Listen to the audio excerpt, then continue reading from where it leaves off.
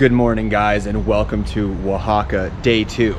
Yesterday in our last episode, we covered the culinary culture of chocolate, of mole, of coffee, of Oaxacan cheese, quesillo, and today we're going to take you back in time and learn about the Zapotec and Mixtec history of Oaxaca, this region, the indigenous peoples that shaped this land and still have an impact today. We're heading to a place called Monte Alban, which is an amazing place, ruins from those times, hundreds and hundreds and hundreds of years ago.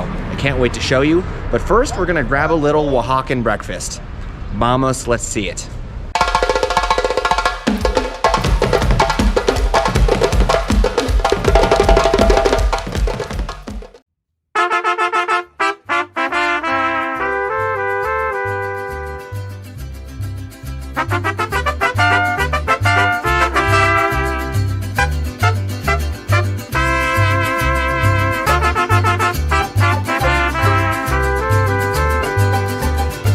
So you've seen how it's made. Let's try this beautiful quesilla and squash blossom breakfast quesadilla.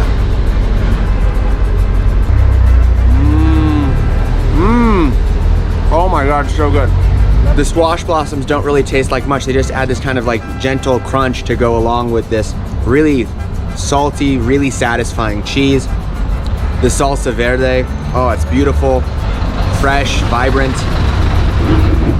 The cheese has a really nice chew to it, and the salsa just complements it so well. It's vibrant, it's fresh, it's spicy, and the outside tortilla, she just made by hand right in front of us. How fresh is that?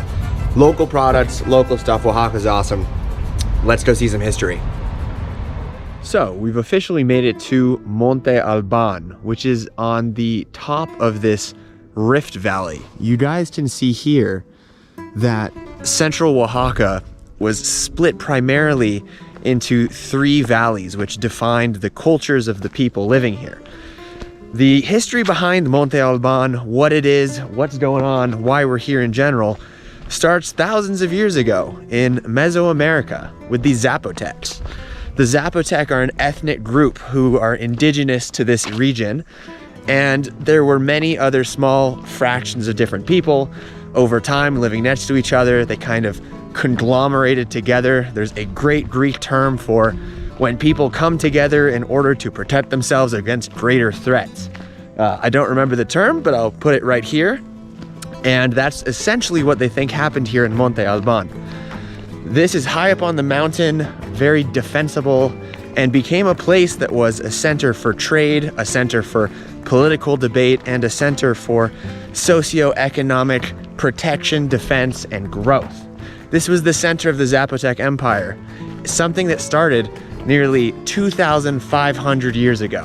To call it an empire would be too grand a word, but they did control this region and were here basically defending it until the middle of the, I guess, the 700s AD, starting all the way back 500, 1000 BC. So, you know, we're talking 1,500 years, and they've been here and were the cultural center, the cultural kind of epicenter of the region. Very, very interesting.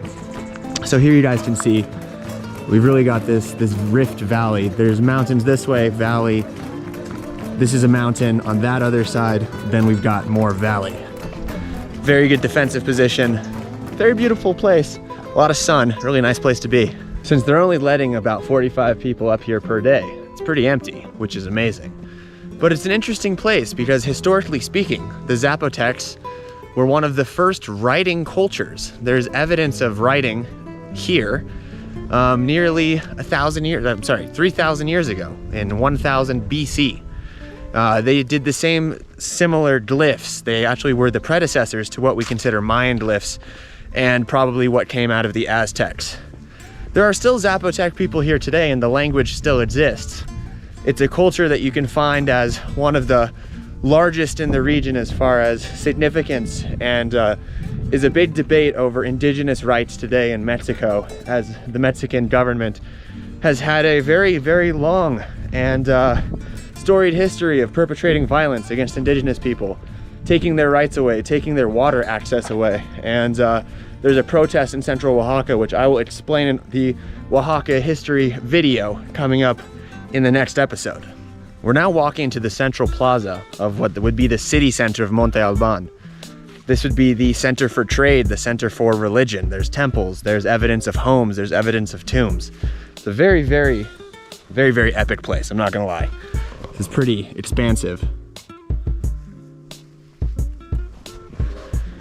The name Monte Alban is debated. They either say that it's named after a man named, Italian kind of trader named Monte Alban, which came here in the 1500s, or it comes from a city in Italy, the Alban Hills. No one is particularly sure. The Zapotec name for this place, they don't really know because actually in the 700s, 700 AD, kind of what happened with the Mayans, this place just kind of became abandoned and not used over time as the societal structure changed and people, the Zapotec people and other indigenous peoples of this region kind of started using other sources of living situations. It is said that the Zapotec people were regarded for their artistic prowess and their writing and language skills. So here we can see some sort of glyph based on, and here you can see it's in this square shape, which you find often with Mayan and Aztec glyphs. There's strong evidence that the Zapotecs actually made it to the great city, the Aztec city of Tenochtitlan and Teotihuacan, as they found Zapotec-style homes with Zapotec glyphs in the ruins found in those cities. They were well renowned for their pottery as well as their linguistic skills, writing, language, all of that good stuff. The Zapotecs were really one of the very important Mesoamerican communities for preserving the history of this region. And a lot of what we know about Mexico comes from Zapotec interpretation of their hieroglyphs. Very important for archaeology. This place, Monte Alban, was added to the UNESCO Heritage Site list in 1987. But they started excavating this place and making it, visitable from the 1950s. And even earlier, the Spanish have been trying to figure out what was going on here, probably since they came to this place. Mesoamerica was not a very peaceful place in the past. You had many warring factions of people slowly conglomerating into the Aztec Empire, which was at its peak right before the Spanish came in the early 1500s. The Zapotec and the Aztecs were not exactly friends, but the Zapotecs were warned not to wage war with the Spanish, as they would soon experience the same fate that the Aztecs experienced in the early 1500s, with two short but quite easy wars with the Zapotecs taking place in the early 1520s. The Spanish then conquered this land and changed it forever, culturally, historically, linguistically, and all that good stuff.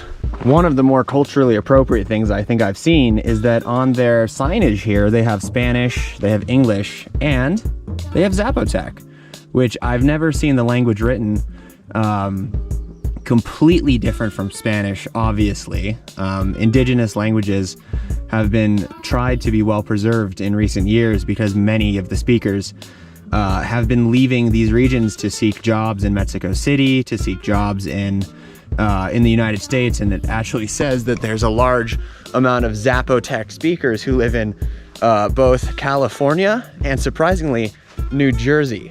Most of the people in the indigenous lands of Mexico all speak Spanish fluently, or are at least bilingual in Spanish to some extent. And unfortunately, these indigenous languages we can see in Peru and Bolivia and Colombia, they're slowly but surely dying out as they're just not marketable, and as people are migrating to the cities for jobs, for work, for better life prospects, as these indigenous places are quite poor typically. They're doing a good job preserving the language, but when people stop speaking a language, like what happened to the Jews with Yiddish, it slowly goes away, and then no one speaks it, and then it's just another dead language. So not great. Just like you would typically see with Aztec ruins, with Mayan ruins, they built pyramids here as well in Monte Alban. So here we can see the stairs that go to the top.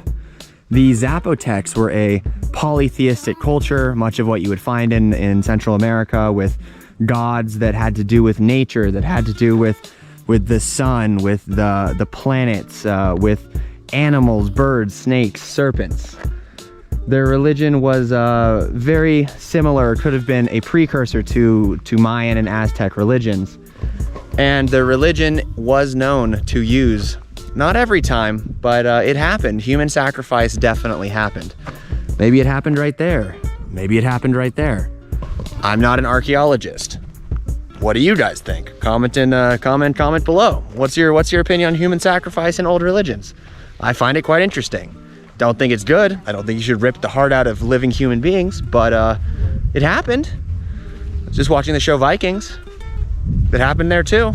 Here now we can see the scale of the Grand Plaza, which they're saying is 200 meters by 300 meters in each direction. Basically the size of, I would say, like two football fields stacked sideways, 2 football fields here. There's evidence for there also being ball pits, I believe, in this area, which, if you've ever seen the movie El Dorado, the Disney movie, it's that ball game where you use your hips to hit the ball through hoops. There's good evidence for this being here. So most of these had a central temple complex, and then around the plaza, temples with one main temple of the sun situation towards the end of the plaza, very much like Teotihuacan in Mexico City. Getting away from the history for a second, coming to these places, especially these old ruins like Ephesus in Turkey or Teotihuacan in Mexico City, things you find in China, it just reminds you when you travel how insignificant you are in the scale of things that have been built and the length of history the world has to offer. I mean, we're talking thousands and thousands of years of history, but also how significant these ancient cultures were to the way we are today, to the way that we function, and the fact that this is still supporting Mexican tourism, putting money in people's pockets and feeding people's children 2,500 years after the Zapotecs started their civilization. It's really incredible how the connection between the past and the present can really be felt in places like this, and the importance it has on people today, their history, their ancestors, in a way that's so much more like deep in the heart than I think you can find with a lot of the, modern stuff that we get lost in today. These places are incredible. People took rocks from down there, they schlepped them up here, and they built beautiful things. And when they were ready to leave, they left. And we've taken the time now as a civilization to preserve gems like this, to make sure that our kids and our kids' kids can continue coming to places like this, enjoy them, pay reverence, but more importantly, learn from them, understand them, and get a bigger picture of what life is and what the meaning of all of this is. Here you can see another one of these hieroglyphic statues with a man with a jaguar hat, a jaguar, and some ancient symbols depicting warriors, depicting religious events, and depicting daily life.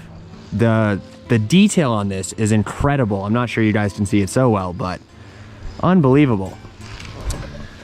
They call those dancitas or dancetas, the dancers, and they often show mythical contortions of people and strange things. Often some of them genitally mutilated, is what I read on Wikipedia, as was common practice for prisoners of war back in the old Mesoamerican days. So they often use prisoners of war for sacrifice, for other strange religious things, and I would not have liked to have been a prisoner of war in the times of pretty much any of these Mesoamerican civilizations. They were pretty rough on people sometimes, but they actually lived a very high quality of life. And the extent of what they built in comparison to what you find in North America, they don't have much ruins like this in North America, is really quite impressive. And here down below is the city of Oaxaca. You can really see the extent of the mountains in the background, the detail of the city as it's kind of this foggy haze, and really how high we are on this mountain, able to see so much. Here's one of these ball pits. You guys can see the stadium seating, and it's very, very, very cool. I'm gonna go check that out. Here you can see again the danzantas. Here pictured is this kind of swirl situation, which they're saying is definitely genital mutilation for sacrifice purposes. and they said they're often pictured obese, which could have some Olmec influence to it. So these were up on walls for a couple hundred years, maybe 1,000 years, but the Zapotecs decided to take them down, and now they're preserved. Excellent artifacts, and these carvings are really, really, really, really old. Being at the pinnacle of the large temple here in Monte Alban, I will sign off. I hope you guys learned something new, enjoyed the video. We'll think about Mexico maybe in a different light, as a country that's much more than, you know, Tex-Mex food and Cabo San Lucas or Cancun. There's so much going on here, so much amazing things to explore. If you liked the video, of course, make sure to like and subscribe, hit the notification bell. We are doing a few more videos here in Oaxaca, and then we were heading to Chiapas, a beautiful state just east of here, so stay tuned for that. More coming soon from Mexico. Gracias por visto. Thank you for watching, y hasta luego. A próximo. See you the next time.